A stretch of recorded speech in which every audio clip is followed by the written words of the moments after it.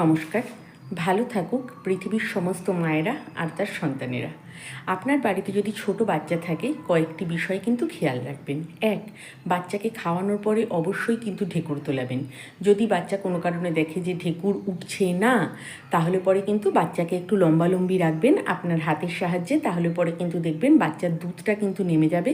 এটা না করে অন্তত সেই রকম পরিস্থিতিতে হলে বাচ্চাকে কিন্তু 5 মিনিট আপনার কাঁধের কাছে কিন্তু রেখে দেবেন লম্বালম্বি করে, তাহলে পরে কিন্তু দুধটা তার নেমে যাবে এবং কোনোভাবেই শোয়ার পরে কোনো ধরনের বিপদ ঘটবে না।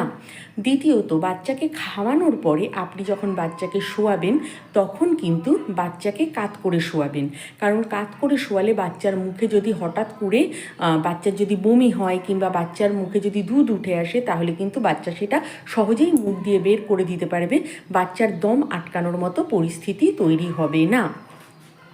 বাকি সময় আপনি তাকে সোজা করে শোয়াতে পারেন, কারণ এই সময় মায়েরা বিভিন্ন ধরনের বালিশ ব্যবহার করে, আর এখন তো অনলাইনেও বিভিন্ন ধরনের বালিশ পাওয়া যায় যেটাতে বাচ্চার মাথা সুন্দর গোল হয়।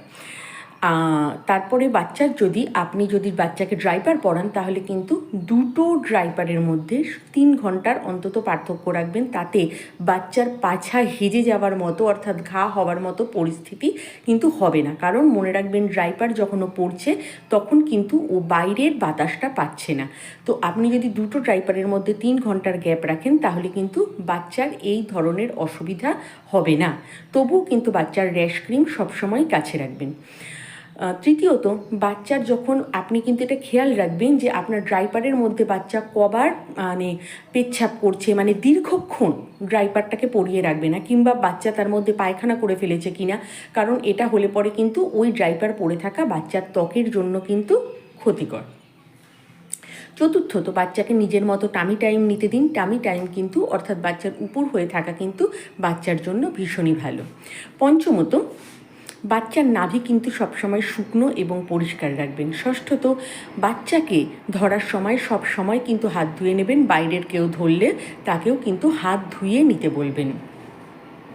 সপ্তমত, বাচ্চার এখন বিভিন্ন ধরনের ব্যান্ডের সঙ্গে ঝুনঝুনি পাওয়া যায়, সেগুলো খুব সফট ব্যান্ড হয়, সেগুলো হাতে পায়ে পরিয়ে রাখুন। এতে একটা কি হবে, বাচ্চা যখন হাত পা নাড়বে তখন শব্দ হবে, বাচ্চা সেই শব্দের সঙ্গে খেলতে পারবে, আর আপনিও কিন্তু বাচ্চা বিভিন্ন মুভমেন্ট সম্পর্কে আপনিও কিন্তু জানতে পারবেন।